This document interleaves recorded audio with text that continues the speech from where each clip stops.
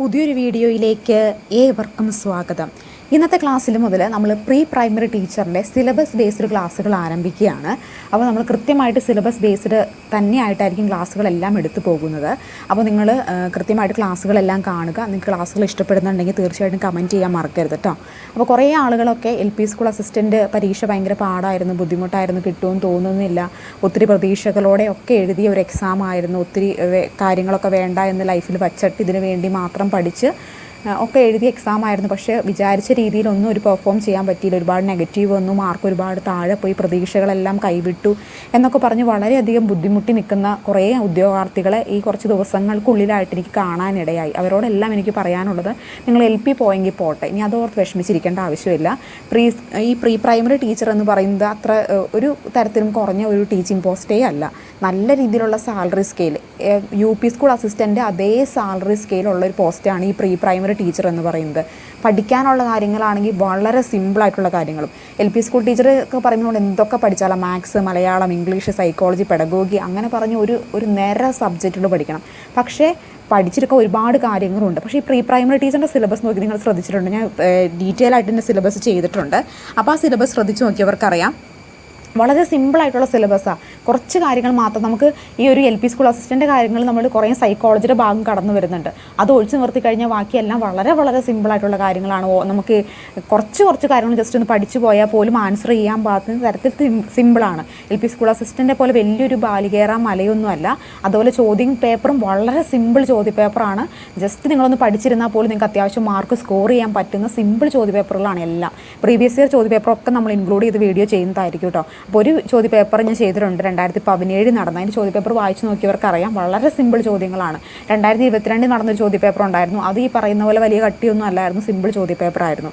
അപ്പോൾ അതുകൊണ്ട് തന്നെ എന്താണ്, വളരെ സിമ്പിൾ ചോദ്യങ്ങളായിരിക്കും വരുന്നത്. സിലബസ് വളരെ ലൈറ്റ് വെയിറ്റ് ആയിട്ടുള്ള സിലബസാണ്. അതുപോലെ എത്ര വലിയ ടെൻഷൻ അടിക്കേണ്ട കാര്യമൊന്നുമില്ല. സാലറി സ്കെയിലൊക്കെ വളരെ ഹൈ ആയിട്ടുള്ള സാലറി സ്കെയിൽ തന്നെയാണ് ഈ ഒരു പ്രീ പ്രൈമറി ടീച്ചർക്ക് ഉള്ളത്. അപ്പോൾ LP സ്കൂൾ അസിസ്റ്റൻറ്റ് പോയി കിട്ടിയില്ല എന്നോർത്തുകൊണ്ട് ആരും വിഷമിച്ചിരിക്കേണ്ട ആവശ്യമില്ല. ഇതിന് നന്നായി പഠിച്ചാൽ മതി. സമയമുണ്ട് നിങ്ങളുടെ മുമ്പിൽ. കൃത്യമായിട്ട് പ്രിപ്പയർ ചെയ്യുവാണെങ്കിൽ ഈ ഒരു പോസ്റ്റിൽ നിങ്ങൾക്ക് ജോലി നേടാൻ സാധിക്കുന്നതാണ്. അപ്പോൾ നമുക്ക് അധികം വലിച്ചു നീട്ടുന്നില്ല, ക്ലാസ്സിലേക്ക് പോകാം. ഇങ്ങനെ ഇൻട്രൊഡക്ഷൻ പറയാൻ കാരണം ഒത്തിരി പേര് വിഷമിച്ചിരിക്കുന്നു, ഇനി എന്ത് ചെയ്യും എന്നോർത്തൊരു മാർഗ്ഗമില്ല എന്നൊക്കെ ഓർത്തിരിക്കുന്ന ഉദ്യോഗാർത്ഥികൾക്ക് വേണ്ടിയാണ് ഞാനത് പറഞ്ഞിട്ടോ. ഇത് സിമ്പിളായിട്ട് നമുക്ക് നേടിയെടുക്കാം. അതിൻ്റെ ക്വസ്റ്റ്യൻ ബാങ്ക് സെറ്റെല്ലാം നമ്മുടെ ഉടനെ തന്നെ നിങ്ങളിലേക്ക് എത്തിക്കുന്നതായിരിക്കും. അപ്പോൾ നമുക്ക് ക്ലാസ്സുകൾ സ്റ്റാർട്ട് ചെയ്യാം കേട്ടോ. അപ്പോൾ പ്രീ സ്കൂളും സമൂഹവും എന്നൊരു ടോപ്പിക്കാണ് നമ്മൾ ആദ്യം നോക്കാൻ പോകുന്നത്. അതിൽ നമ്മൾ ആദ്യം നോക്കേണ്ടത് നേഴ്സറി സ്കൂളുകളാണ്. നേഴ്സറി സ്കൂളും സമൂഹവും തമ്മിലുള്ളൊരു ബന്ധത്തെക്കുറിച്ച് നമുക്ക് ആദ്യം ഒന്ന് നോക്കിപ്പോകാം. ഇത് എന്താണ്, വിദ്യാലയം എന്നത് എന്താണ്, ഒരു സമൂഹം തന്നെയാണ്. വിദ്യാലയം എന്ന് പറഞ്ഞ കോൺസെപ്റ്റ് എന്ത് തന്നെയാണ്, ഒരു സമൂഹം തന്നെയാണ്. വിദ്യാലയത്തിൽ നിന്നാണ് നമ്മൾ എല്ലാ കാര്യങ്ങളും ചെറുപ്പം മുതലേ പഠിച്ചു തുടങ്ങുന്നത്. ആദ്യത്തെ അധ്യാപകൻ ആരാണ്, മാതാപിതാക്കളാണല്ലേ ആദ്യത്തെ അധ്യാപകർ എന്ന് പറയുന്നത്. നമ്മുടെ കുടുംബത്തിൽ നിന്ന് നമ്മൾ കാര്യങ്ങൾ പഠിക്കുന്നു. കുടുംബത്തിൽ നിന്ന് കഴിഞ്ഞ് കഴിഞ്ഞാൽ പിന്നെ എവിടെ നിന്നാണ് നമ്മൾ പഠിക്കുന്നത്, വിദ്യാലയത്തിൽ നിന്നാണ് ഓരോ കാര്യങ്ങൾ, നമ്മൾ സമൂഹത്തിൽ പെരുമാറുന്ന രീതികളും ചിട്ടകളും മര്യാദകളും ആചാരാനുഷ്ഠാനങ്ങളും അങ്ങനെ ഒരുപാട് കാര്യങ്ങളിൽ നമ്മളെ സ്വാധീനം ചെലുത്തുന്ന ഒന്നാണ് ഏത്, വിദ്യാലയം എന്ന് പറയുന്നത്. അപ്പോൾ വിദ്യാലയം എന്നത് എന്താണ്, ഒരു സമൂഹം തന്നെയാണ് വിദ്യാലയം എന്നൊരു കാഴ്ചപ്പാടാണ് ഈ ഒരു ടോപ്പിക്കുമായി ബന്ധപ്പെട്ട് ആദ്യമേ എനിക്ക് പറയാനുള്ളത്. ഒരു കുട്ടിയുടെ വളർച്ചയിൽ വിദ്യാലയത്തിൽ രക്ഷിതാക്കൾക്കും എന്ന പോലെ തന്നെ സമൂഹത്തിനും വലിയേറെ പങ്കുണ്ട്. ഒരു കുട്ടി വളർന്നു വരുന്നതിന് വിദ്യാലയത്തിനും രക്ഷിതാക്കൾക്കും എന്താണ്, വലിയ രീതിയിൽ പങ്കുണ്ട്. ഞാൻ ആദ്യമേ പറഞ്ഞു, കുട്ടിയുടെ മാതാപിതാക്കളാണ് ആദ്യത്തെ അധ്യാപകർ എന്ന് പറയുന്നത്. അവരാണ് ഓരോരോ കുഞ്ഞു കാര്യങ്ങൾ കുട്ടിയെ പഠിപ്പിക്കുന്നത് അല്ലേ. ചെറിയ കാര്യങ്ങളൊക്കെ കുട്ടിയെ പഠിപ്പിച്ച് അവരെ വളർത്തെടുക്കുന്നത് അധ്യാപകർ എന്നേക്കാൾ ഉപരി ആർക്ക് പങ്കുണ്ട്, ഒരു മാതാപിതാക്കൾക്ക് പങ്കുണ്ട്. അധ്യാപകർ എന്ന് പറയുന്നത് കുട്ടിയുടെ മറ്റൊരു സ്റ്റേജിൽ കടന്നു വരുന്നവരാണ്. പക്ഷേ കുട്ടി ആദ്യം മുതലേ കാണുന്നത് അച്ഛനെയും അമ്മയും ആയതുകൊണ്ട് തന്നെ കുട്ടിയുടെ പ്രാഥമിക അധ്യാപകർ എപ്പോഴും ആര് തന്നെയായിരിക്കും, അച്ഛനും അമ്മയും തന്നെയായിരിക്കും. അപ്പോൾ ഒരു കുട്ടിയുടെ വളർച്ച വിദ്യാലയത്തിൽ രക്ഷിതാക്കൾക്കും എന്ന പോലെ തന്നെ എന്തിനും പങ്കുണ്ട്, നമ്മൾ ജീവിക്കുന്ന സമൂഹത്തിനും വളരെ വലിയൊരു പങ്കുണ്ട്. സമൂഹം എന്നത് ഒരു കുട്ടിയെ വളർത്തിയെടുക്കുന്നതിൽ വളരെ വലിയ പ്രാധാന്യം അർഹിക്കുന്ന ഒന്നാണ് ഏത്, സമൂഹം എന്ന് പറയുന്നത്. കാരണം നമ്മൾ എന്താണ്, ഓരോ മനുഷ്യനും സാമൂഹ്യ ജീവിയാണ്. ഓരോ മനുഷ്യനും നമ്മുടെ സമൂഹത്തിൽ ഉൾക്കൊണ്ടുകൊണ്ട് സമൂഹത്തിൽ നിന്നുള്ള ബന്ധങ്ങളിൽ നിന്നുകൊണ്ടാണ് ഒരുപാട് കാര്യങ്ങൾ പഠിക്കുന്നത്. അതുകൊണ്ട് തന്നെ ഒരു വ്യക്തിയുടെ വളർച്ചയിൽ സമൂഹം എന്ത് പങ്കുവയ്ക്കുന്നുണ്ട്, വളരെ വലിയ പങ്കുവഹിക്കുന്നുണ്ട്. അതുകൊണ്ട് തന്നെ ശിശുക്കളുമായുള്ള പരിചരണ വിദ്യാഭ്യാസ സ്ഥാപനങ്ങളിൽ നടത്തിപ്പിന് സമൂഹത്തിന് പങ്കാളിത്തം ഉണ്ടാകണം നിർദ്ദേശിക്കപ്പെടുന്നുണ്ട്. അപ്പോൾ അതുകൊണ്ട് തന്നെ എന്താണ്, ശിശുക്കളുമായിട്ടുള്ള സമൂഹത്തിന് വളരെ പങ്കുകൊണ്ട് തന്നെ ഈ ശിശുക്കളുമായി ബന്ധപ്പെട്ടുള്ള വിദ്യാലയങ്ങൾ വളർത്തിയെടുക്കുന്നതിന് സമൂഹത്തിനും വലിയ പങ്കുണ്ടെന്നാണ് പറയുന്നത്. കാരണം ഒരു വിദ്യാർത്ഥിയെ അല്ലെങ്കിൽ ഒരു കുട്ടിയെ വളർത്തിയെടുക്കുന്ന സമൂഹത്തിന് പങ്കുള്ളതുപോലെ തന്നെ സമൂഹത്തിന് എന്തിനും പങ്കുണ്ട്? ഒരു സമൂഹത്തിലുള്ള വിദ്യാലയത്തെ വളർത്തിയെടുക്കുന്നതിന് സമൂഹത്തിന് പങ്കുണ്ടെന്ന് നിർദ്ദേശിക്കപ്പെടുന്നു. സ്ഥാപനങ്ങളും ആസൂത്രണവും നിർവഹണം ഗുണമേന്മ ഉയർത്തൽ എന്നിവ രക്ഷകർത്താവ് ഉൾപ്പെടുന്ന സമൂഹത്തിന് അർഹമായ സ്ഥാനം ഉണ്ടാക്കുന്ന പ്രക്രിയയാണ് സാമൂഹിക പങ്കാളിത്തം എന്ന് വിളിക്കുന്നത്. അപ്പോൾ സാമൂഹിക പങ്കാളിത്തം എന്നുകൊണ്ട് എന്താണ് അർത്ഥമാക്കുന്നത്? ശരിക്കും സ്ഥാപനങ്ങളുടെയും ആസൂത്രണവും നിർവഹണം ഗുണമേന്മ ഉയർത്തൽ എന്നിവയിൽ രക്ഷാകർത്താവ് ഉൾപ്പെടുന്ന സമൂഹത്തിന് ഒരു അർഹമായിട്ടുള്ള പങ്കുണ്ട്. അപ്പോൾ ഒരു സ്ഥാപനത്തിലെ കാര്യങ്ങൾ ആസൂത്രണം ചെയ്യുന്നതിനും ആ സ്ഥാപനത്തിൻ്റെ ഗുണമേന്മയും ആ ഒരു സ്ഥാപനത്തിൻ്റെ വളർച്ചയിലും ഒക്കെ ആർക്ക് പങ്കുണ്ട്? രക്ഷാകർത്താവ് ഉൾപ്പെടുന്ന ഒരു സമൂഹത്തിന് പങ്കുണ്ട്. അപ്പോൾ ഈ സമൂഹത്തിനും അവിടെ ഒരു അർഹമായിട്ടുള്ള സ്ഥാനമുണ്ട്. ആ ഒരു പ്രക്രിയയാണ് നമ്മൾ എന്ത് വിളിക്കുന്നത്? സാമൂഹിക പങ്കാളിത്തം എന്ന് വിളിക്കുന്നത്. അപ്പോൾ ഒരു വിദ്യാലയത്തിൻ്റെ വളർച്ചയിൽ സമൂഹത്തിന് പങ്കുണ്ടെന്നാണ് ഇവിടെ പറയുന്നത്, ഈ ഒരു കോൺസെപ്റ്റിൽ പറഞ്ഞു വയ്ക്കുന്നത്. ഇനി നമ്മൾ നോക്കാൻ പോകുന്നത് സമൂഹ വിദ്യാഭ്യാസം എന്ന് പറഞ്ഞ കോൺസെപ്റ്റാണ്. എന്താണ് ഈ സമൂഹ വിദ്യാഭ്യാസം എന്നുകൊണ്ട് ഉദ്ദേശിക്കുന്നത്? പ്രീ സ്കൂൾ പ്രവർത്തനങ്ങളെപ്പറ്റി കൃത്യമായ അവബോധം സമൂഹത്തിന് ഉണ്ടാകേണ്ടതുണ്ട്. ഇതിനായി തദ്ദേശ സ്വയംഭരണ സ്ഥാപന പ്രതിനിധികൾ, PTA, പൂർവ്വ വിദ്യാർത്ഥി സംഘടന എന്നിവയ്ക്ക് അവരുടെ സഹായമൊക്കെ നമുക്ക് തേടാവുന്നതാണ്. അപ്പോൾ സമൂഹ വിദ്യാഭ്യാസം എന്നുകൊണ്ട് ഉദ്ദേശിക്കുന്നത് എന്താണ്? പ്രീ സ്കൂൾ പ്രവർത്തനങ്ങളെ പറ്റി കൃത്യമായ അവബോധം സമൂഹത്തിനും എങ്ങനെ ഉണ്ടായിരിക്കണം? എങ്ങനെയാണ് ഒരു പ്രീ സ്കൂൾ പ്രവർത്തിക്കുന്നത്? എങ്ങനെയാണ് അതിനകത്ത് ഒരു സമൂഹം കൃത്യമായിട്ട് പ്രീ സ്കൂൾ പ്രവർത്തിക്കുന്നത് എങ്ങനെയാണെന്ന് അറിഞ്ഞിരിക്കണം. അതിനായിട്ട് നമുക്ക് ആരുടെ സഹായം തേടാനായിട്ട് സാധിക്കും? തദ്ദേശ സ്വയംഭരണ സ്ഥാപനങ്ങളുടെ പ്രതിനിധികൾ, PTA, അതുപോലെ പൂർവ്വ വിദ്യാർത്ഥി സംഘടന എന്നിവയുടെയൊക്കെ സഹായങ്ങൾ നമുക്ക് തേടാനായിട്ട് സാധിക്കും. ഇനി സമൂഹ വിദ്യാഭ്യാസവുമായി ബന്ധപ്പെട്ടിട്ടുള്ള കുറച്ച് ഡീറ്റെയിൽ ആയിട്ടുള്ള കാര്യങ്ങൾ നമുക്കൊന്ന് നോക്കിപ്പോകാം. ഒന്ന്, പ്രീ സ്കൂളും സമൂഹമായുള്ള നിരന്തര സമ്പർക്കത്തിന് പ്രാധാന്യം നൽകണം. എന്താണ്? പ്രീ സ്കൂളും സമൂഹവുമായുള്ള നിരന്തര സമ്പർക്കത്തിന് പ്രാധാന്യം കൊടുക്കണം. പ്രീ സ്കൂൾ ആക്ടിവിറ്റികളിലൊക്കെ എന്തെങ്കിലുമൊക്കെ യോഗങ്ങളൊക്കെ വിളിച്ചുകൂട്ടി മറ്റുള്ളവരെ കൂടി ആക്ടിവിറ്റീസിലൊക്കെ പങ്കെടുപ്പിച്ചുകൊണ്ട് എന്ത് ചെയ്യാൻ സാധിക്കും? പ്രീ സ്കൂളും സമൂഹവുമായിട്ടുള്ള ബന്ധം നല്ല രീതിയിൽ ഇമ്പ്രൂവ് ചെയ്തെടുക്കാനായിട്ട് സാധിക്കും. അതുപോലെ തന്നെ ഏറ്റവും പ്രാധാന്യത്തോടെ ഏറ്റെടുക്കേണ്ട പ്രീ സ്കൂൾ വിദ്യാഭ്യാസത്തിൻ്റെ അടിസ്ഥാന മേഖലയെക്കുറിച്ച് കൃത്യമായിട്ടുള്ള അവബോധം സമൂഹത്തിന് നൽകണം. എന്ത് ചെയ്യണം? ഏറ്റവും പ്രാധാന്യത്തോടെ ഏറ്റെടുക്കേണ്ട പ്രീ സ്കൂൾ വിദ്യാഭ്യാസത്തിൻ്റെ അടിസ്ഥാന മേഖല പ്രീ സ്കൂൾ വിദ്യാഭ്യാസത്തിൻ്റെ അടിസ്ഥാന മേഖല എന്താണെന്നും അതിൻ്റെ പ്രാധാന്യം എന്താണെന്നും ഉള്ളൊരു അവബോധം ആർക്ക് നൽകണം? നമ്മുടെ സമൂഹത്തിന് നൽകേണ്ടത് ഒരു ആവശ്യകതയാണ്. വാർഡ് വിദ്യാഭ്യാസ സമിതിയുടെ ഫലപ്രദമായ ഇടപെടലിലൂടെ വാർഡിലെ മുഴുവൻ കുട്ടികളും പ്രീ സ്കൂളിൽ എത്തിയെന്ന് ഉറപ്പാക്കണം. എന്ത് ചെയ്യണം? വാർഡ് വിദ്യാഭ്യാസ സമിതി രൂപീകരിച്ച് അതിൻ്റെ ഫലപ്രദമായിട്ടുള്ള ആക്ടിവിറ്റീസിലൂടെ ഒരു വാർഡിലെ എല്ലാ കുട്ടികളും, അതായത് പ്രീ സ്കൂളിൽ പഠിക്കാൻ ഏജ് കൊണ്ട് മൂത്ത കുട്ടികളൊക്കെ എന്ത് ചെയ്യണം? കൃത്യമായിട്ട് സ്കൂളുകളിൽ എത്തുന്നുണ്ടെന്ന് ഈ ഒരു സമിതിയുടെ അടിസ്ഥാനത്തിൽ വിശകലനം ചെയ്യേണ്ടതുണ്ട്. ഇനി അടുത്തത് എന്താണ്? പ്രീ സ്കൂളും സമൂഹമായുള്ള നിരന്തര സമ്പർക്കത്തിന് പ്രാധാന്യം നൽകണം. പ്രീ സ്കൂളും സമൂഹമായിട്ടുള്ള നിരന്തര സമ്പർക്കത്തിന് പ്രാധാന്യം നൽകണം. അതുപോലെ തന്നെ അശാസ്ത്രീയമായ രീതികൾ പിന്തുടർന്ന് ഒഴിവാക്കുകയും പൊതുവിദ്യാഭ്യാസങ്ങളോട് ചേർന്ന് നിൽക്കുന്ന പ്രീ സ്കൂൾ കുട്ടികളെ എത്തിക്കുകയും ചെയ്യണം. എന്ത് ചെയ്യണം? അശാസ്ത്രീയമായിട്ടുള്ള രീതികളെ ഒഴിവാക്കിക്കൊണ്ട് കൃത്യമായിട്ട് എന്ത് ചെയ്യും? പൊതുവിദ്യാഭ്യാസങ്ങളോട് ചേർന്ന് നിൽക്കുന്ന പ്രീ സ്കൂളുകളിൽ കുട്ടികളെ എത്തിക്കണം. അപ്പോൾ കൃത്യമായിട്ട് എവിടെയെങ്കിലും ആരെങ്കിലുമൊക്കെ കുട്ടികളിൽ പറഞ്ഞു കൊടുക്കാനായിട്ട് ചെറിയ ടീച്ചേഴ്സൊക്കെ ഉണ്ടെങ്കിൽ അവിടെയൊന്നും കുട്ടികളെ ആക്കാതെ ശാസ്ത്രീയമായിട്ട് ഒരു പ്രീ സ്കൂൾ എങ്ങനെയാണോ അങ്ങനെയുള്ള സ്ഥലങ്ങളിൽ കുട്ടികളെ പഠിക്കാനായിട്ട് കൊണ്ട് ഏൽപ്പിക്കുക എന്നതാണ് ഇതുകൊണ്ട് ഉദ്ദേശിക്കുന്നത്. ഇനി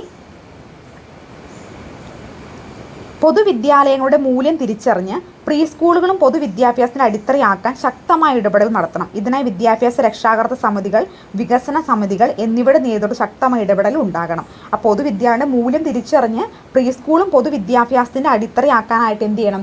ശക്തമായിട്ട് ഇടപെടൽ സമൂഹവും നടത്തേണ്ടതാണെന്നാണ് പറയുന്നത്. ഇനി കുട്ടികളും പൗരനാണെന്നും അവർക്കും പരിഗണനയും നിശ്ചിത അവകാശങ്ങളും ഉണ്ടെന്നും സമൂഹത്തെ ബോധ്യപ്പെടുത്തേണ്ടത്.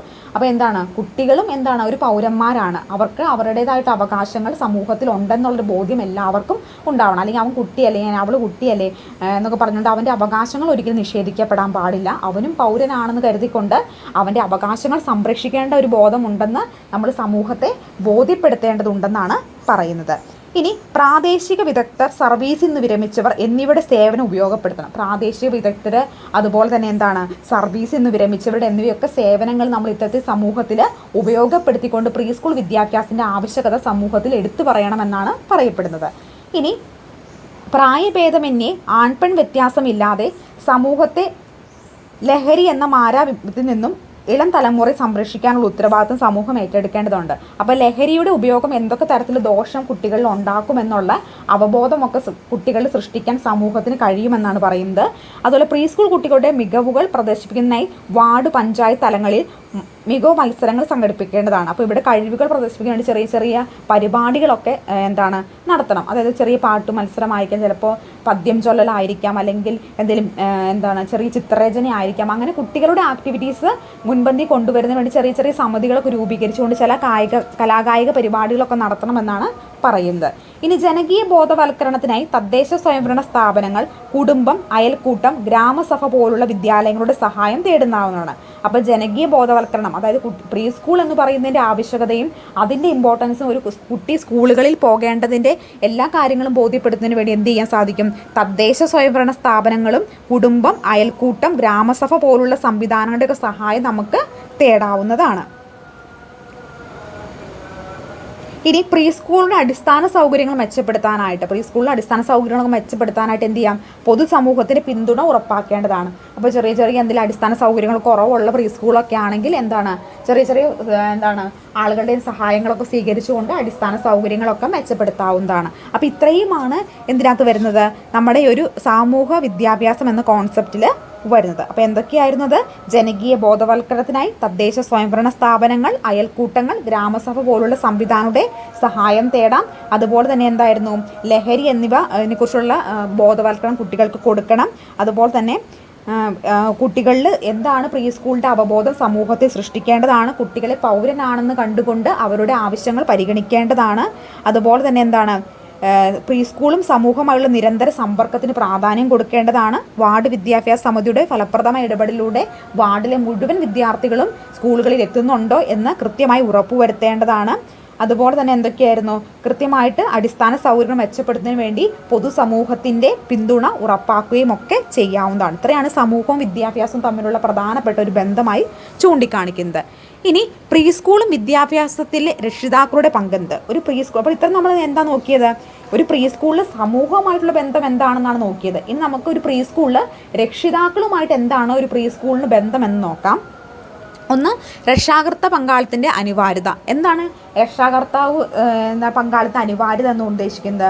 അപ്പോൾ ഇതിനകത്ത് പ്രധാനമായിട്ടും പറയുന്നത് അമ്മയുടെ മടിത്തട്ടാണ് കുട്ടിയുടെ ആദ്യ വിദ്യാലയം, അല്ലേ? അമ്മയാണ് കുട്ടികളിലെ ഓരോ കാര്യങ്ങൾ പറഞ്ഞു കൊടുക്കുന്നതും. രക്ഷാകർത്താവ് ആദ്യ അധ്യാപകനും സുപ്രധാന വഴികാട്ടിയുമാണ്. നമ്മൾ ആദ്യമേ പറഞ്ഞിരുന്നു, കുട്ടിക്ക് ആദ്യമായി അറിവ് പകർന്നു കൊടുക്കുന്ന അധ്യാപിക ആദ്യത്തേത് ആരാണ്? അത് നമ്മുടെ മാതാപിതാക്കളാണല്ലേ. അപ്പോൾ കുട്ടികൾക്ക് അതായത് ഒരു കുട്ടിയെ എങ്ങനെ ശാസ്ത്രീയമായി വളർത്തിക്കൊണ്ടുവരണം എന്നൊരു ധാരണ എപ്പോഴും ആർക്കുണ്ടായിരിക്കണം? രക്ഷിതാക്കൾക്കുണ്ടായിരിക്കണം എന്നാണ് പറയുന്നത്. കുട്ടികളുടെ പ്രധാനപ്പെട്ട അവകാശങ്ങൾ അതിജീവനം, സംരക്ഷണം, ഈ 2 ചുമതല രക്ഷിതാവ് നിർവഹിക്കണം കഴിയണമെങ്കിൽ രോഗത്തിലേക്കും അപകടത്തിലേക്കും കുട്ടി പോകാതിരിക്കാൻ ആവശ്യമായിട്ടുള്ള തിരിച്ചറിവും കുട്ടികൾക്ക് നൽകണം. അപ്പോൾ ഒരു കുട്ടിയെ ഒരു സംരക്ഷണ കവചം പോലെ സംരക്ഷണം നിർത്തുന്നത് ആരാണ്? അതെപ്പോഴും അച്ഛനും അമ്മയും ആയിരിക്കും. അവർക്ക് രോഗം വരാതെ അല്ലെങ്കിൽ അവർ അപകടങ്ങളിലേക്ക് പോകാതെയുള്ള ആദ്യഘട്ടങ്ങളിലുള്ള സംരക്ഷണം എപ്പോഴും അച്ഛനും അമ്മയായിരിക്കും കുട്ടികൾക്ക് നൽകുന്നത്. കുട്ടിയുടെ ശരിയായ വികാസം സാധ്യമാക്കണമെങ്കിൽ ശാരീരികവും മാനസികവും വൈകാരികമായ ബുദ്ധിപരമായ വികസന പ്രക്രിയയെക്കുറിച്ച് രക്ഷിതാക്കൾക്ക് സാമാന്യ ധാരണ വേണം. കുട്ടിയുടെ ശരിയായ വികസനം സാധ്യമാക്കണമെങ്കിൽ എന്ത് വേണം?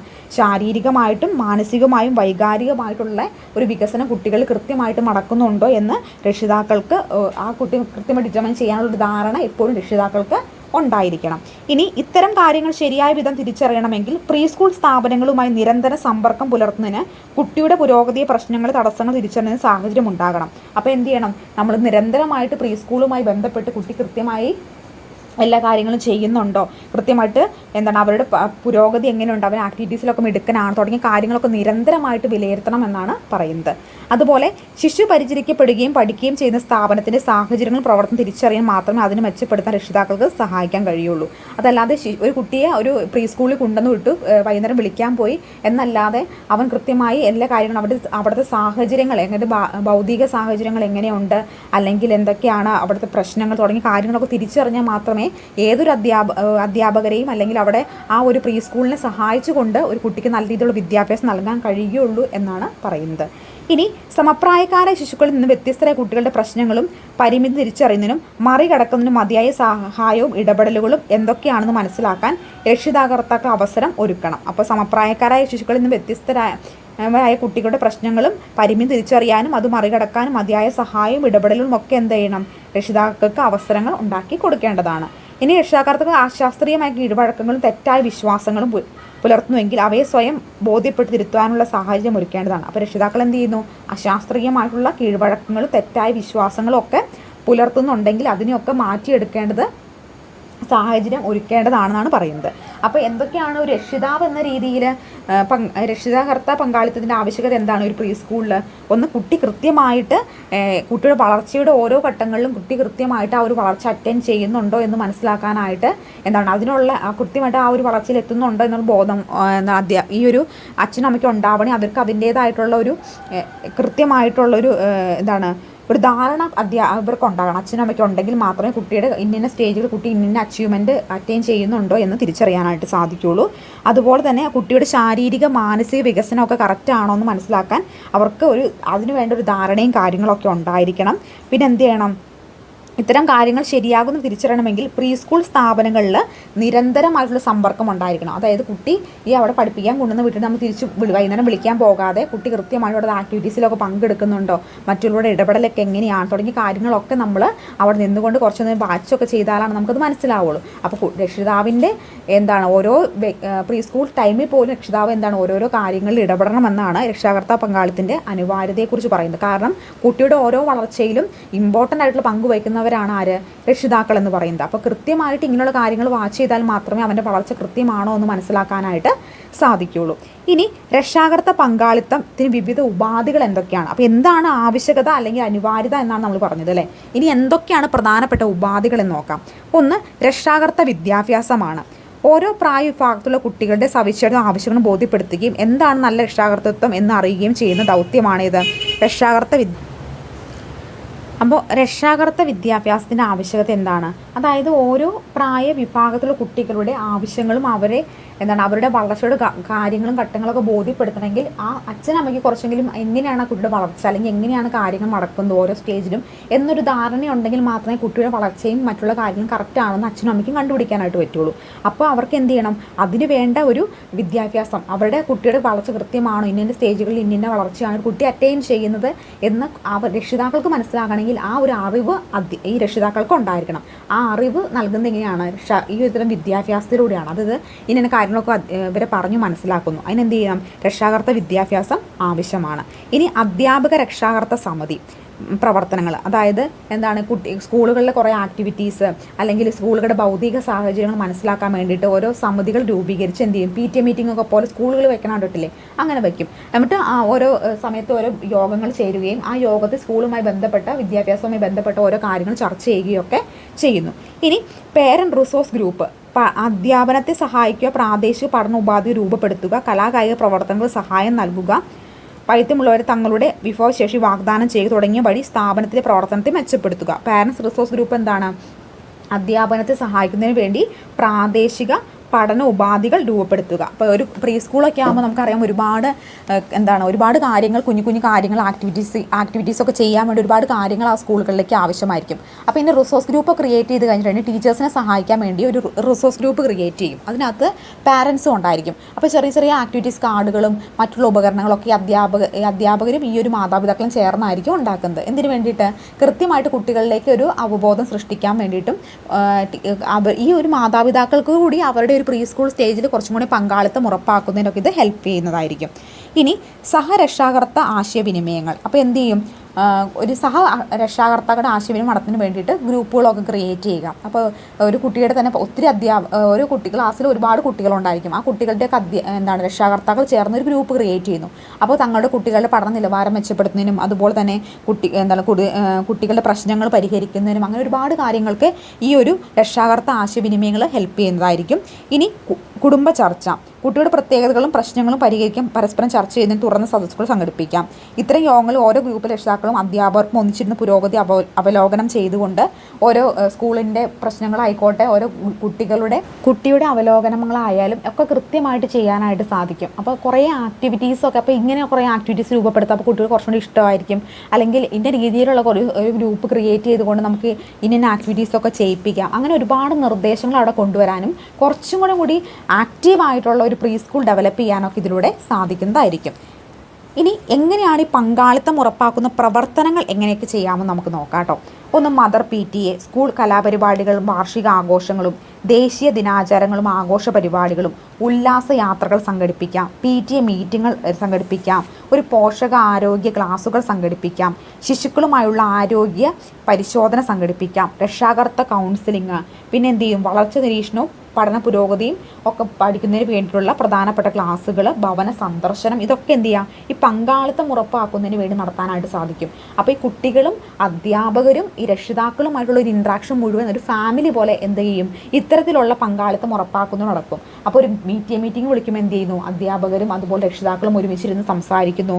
അതുപോലെ തന്നെ ആരോഗ്യദിന പരിപാടികൾ സംഘടിപ്പിക്കുന്നു. രക്ഷാകർത്താക്കൾക്ക് പ്രത്യേക കൗൺസിലിംഗ് നൽകുന്നു.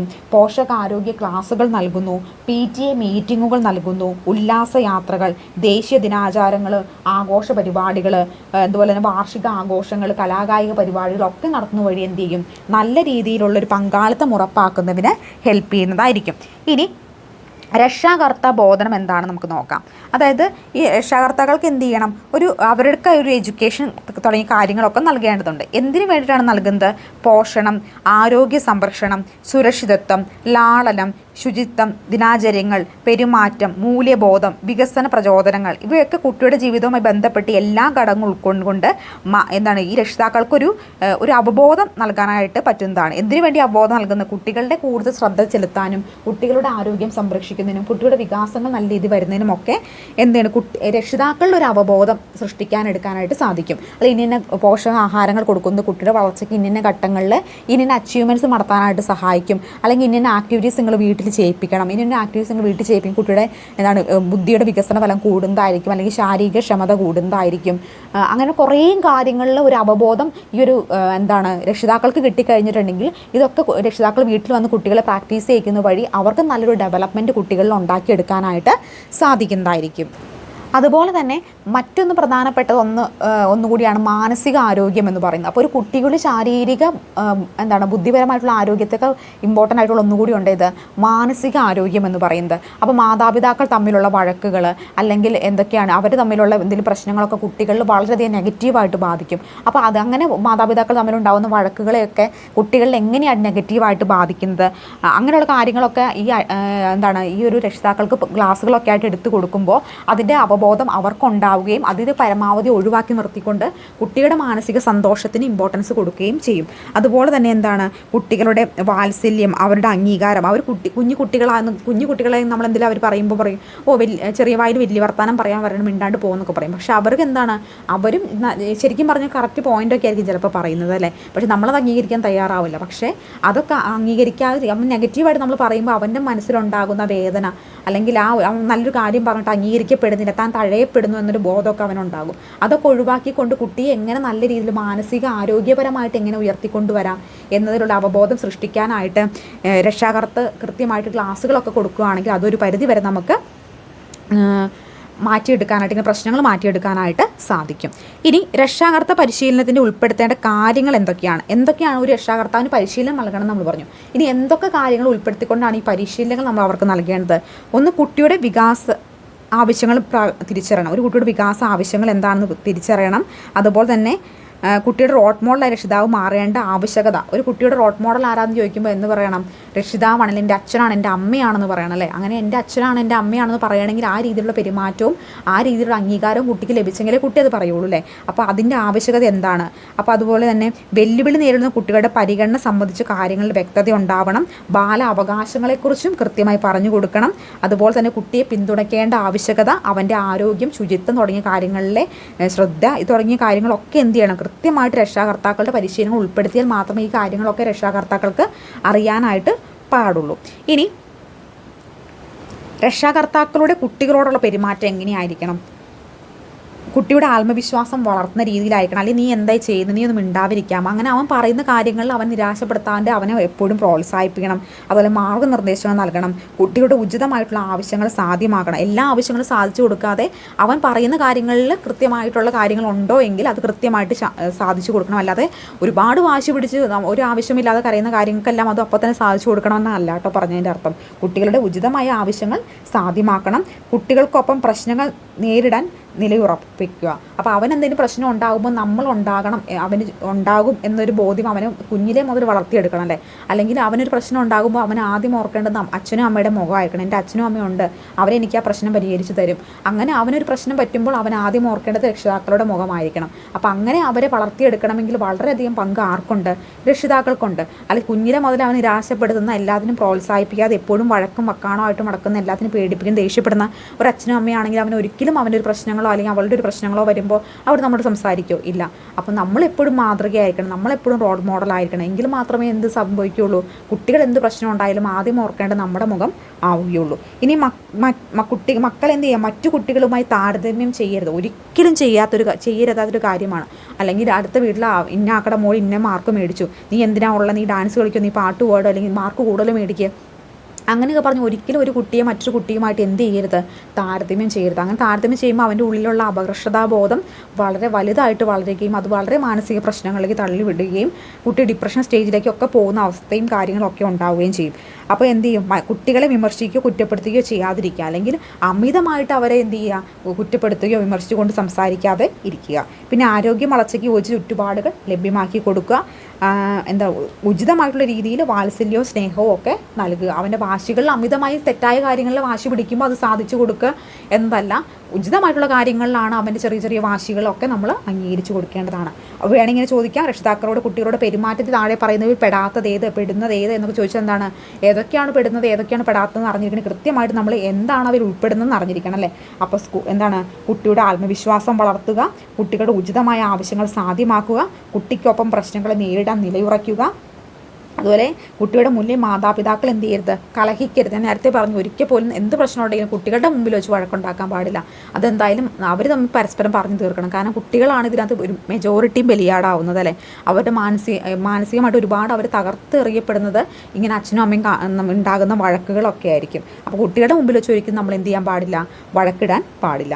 മക്കളെ മറ്റു കുട്ടികളുമായിട്ട് എന്ത് ചെയ്യാൻ പാടില്ല? ഒരിക്കലും മറ്റു കുട്ടികളുമായിട്ട് നിങ്ങൾ താരതമ്യം ചെയ്യരുത്. കുട്ടികളെ വിമർശിക്കുകയോ കുറ്റപ്പെടുത്തുകയോ ചെയ്യാതിരിക്കുക. ആരോഗ്യമായ വളർച്ചയ്ക്ക് യോജിച്ച ചുറ്റുപാടുകൾ ലഭ്യമാക്കുക. ശിശുക്കൾക്ക് ഉചിതമായ രീതിയിൽ വാത്സല്യവും സ്നേഹവും ഒക്കെ നൽകുക. ഇതൊക്കെ ഇതിനകത്ത് വരുന്നതാണ്. രക്ഷിതാക്കളുടെ കുട്ടികളുടെ പെരുമാറ്റം എങ്ങനെയായിരിക്കണം എന്ന കോൺസെപ്റ്റിൽ വരുന്നതാണ്. അപ്പോൾ താഴെ കൊടുത്തിരിക്കുന്നവയിൽ റീനു എന്ന കുട്ടി ഇന്ന കാര്യം ഇന്നതുപോലെ ചെയ്തു. അപ്പോൾ ഒരു മാതാവ് എന്ന രീതിയിൽ എങ്ങനെയായിരിക്കണം പെരുമാറ്റം താഴെ കൊടുത്തിരിക്കുന്നവയിൽ. അങ്ങനെ ഒരു പ്രാക്ടിക്കൽ രീതിയിലായിരിക്കും ഈ ചോദ്യങ്ങളൊക്കെ വരിക. അപ്പോൾ അങ്ങനെ ചെയ്യണമെങ്കിൽ നമ്മൾ കൃത്യമായിട്ട് പ്രാക്ടിക്കൽ രീതിയിൽ നിങ്ങൾ ചിന്തിക്കണം. നിങ്ങളൊരു അച്ഛനമ്മ എന്ന നിലയിൽ ചിന്തിക്കണം. നിങ്ങളുടെ ഇങ്ങനെ ഒരു ചോദ്യം വന്നാൽ നിങ്ങൾ എന്ത് ചെയ്യണം? നിങ്ങളൊരു അച്ഛനമ്മ എന്ന നിലയിൽ ഞങ്ങളുടെ മക്കൾക്ക് ഇങ്ങനെ ചെയ്യുമോ ചെയ്യാതിരിക്കുമോ എന്ന് ചിന്തിച്ചിട്ട് വേണമെങ്കിൽ ഉത്തരം എഴുതാൻ. അപ്പോൾ ഇങ്ങനെയുള്ള ചോദ്യങ്ങൾ വരുവാണെങ്കിൽ എളുപ്പമായിരിക്കും. കാരണം നിങ്ങൾ എല്ലാവരും അങ്ങനെ ചിന്തിച്ച് കഴിഞ്ഞാൽ ഉത്തരം എഴുതാനായിട്ട് കുറച്ചും കൂടി എളുപ്പമായിരിക്കും.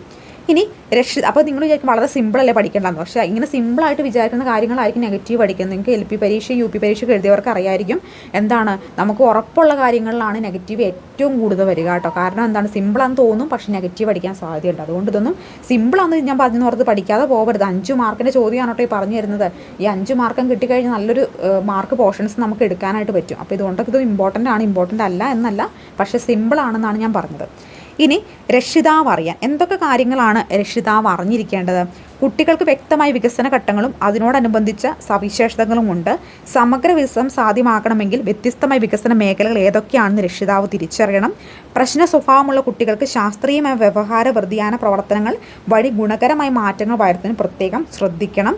അതുപോലെ ശാസ്ത്രീയമായിട്ടുള്ളൊരു അടിത്തറ രക്ഷിതാക്കൾക്ക് ഉണ്ടായിരിക്കണം. കാര്യം ഓരോ കുട്ടികളിലെയും കാര്യങ്ങൾ തിരിച്ചറിഞ്ഞ് അവനെ മനസ്സിലാക്കുന്നതിനും അവനെ നേർവഴിക്ക് നയിക്കുന്നതിനും കുറച്ചെങ്കിലും കുട്ടിയുടെ ആക്ടിവിറ്റീസ് തിരിച്ചറിഞ്ഞ് അവനെ എന്താണ് ഓരോ കുട്ടിയും ചെയ്യുന്ന കാര്യങ്ങൾ എന്ന് വ്യക്തമായിട്ടൊരു അറിവ് നമുക്കുണ്ടെങ്കിൽ മാത്രമേ അവനെ നേർവഴിക്ക് നയിക്കാനായിട്ട് പറ്റുള്ളൂ. കാരണം കൃത്യമായ ഒബ്സർവേഷൻ നമ്മുടെ കുട്ടികളിൽ നമുക്ക് ഉണ്ടായിരിക്കണം.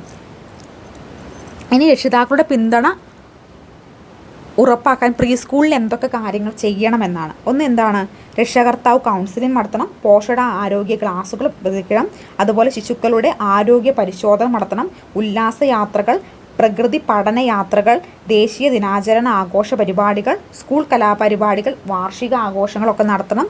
അതുപോലെ PTA യോഗങ്ങളൊക്കെ എന്ത് ചെയ്യാം, നടത്തുന്ന വഴി രക്ഷിതാക്കളുടെ പിന്തുണ ഉറപ്പാക്കുന്ന പ്രീ സ്കൂൾ കാര്യങ്ങളാണ്. അപ്പോൾ ഇത്തരത്തിൽ രക്ഷിതാക്കളുടെ പിന്തുണ ഉറപ്പാക്കിക്കൊണ്ട് വേണം ഒരു പ്രീ സ്കൂൾ എപ്പോഴും മുന്നോട്ട് കൊണ്ടുപോകാനായിട്ട്.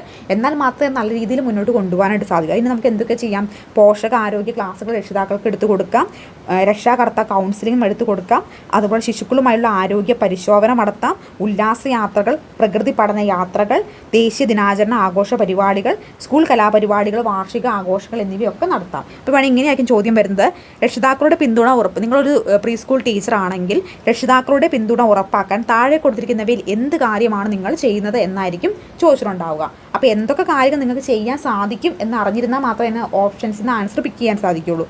എന്താണ്, സ്കൂൾ കലാപരിപാടികൾക്ക് വാർഷിക ആഘോഷങ്ങളും ദേശീയ ദിനാചരണങ്ങളും അവരെയൊക്കെ പങ്കെടുപ്പിക്കൽ, ഉല്ലാസയാത്രകൾ നടത്തൽ, ശിശുക്കളുടെ ആരോഗ്യ പരിശോധന, രക്ഷാകർത്ത കൗൺസിലിംഗ്, പോഷക ആരോഗ്യ ക്ലാസ്സുകളൊക്കെ നൽകുന്ന വഴി എന്ത് ചെയ്യാൻ സാധിക്കും, രക്ഷിതാക്കളുടെ പിന്തുണ ഉറപ്പാക്കാനായിട്ട് സാധിക്കുന്നതാണ്.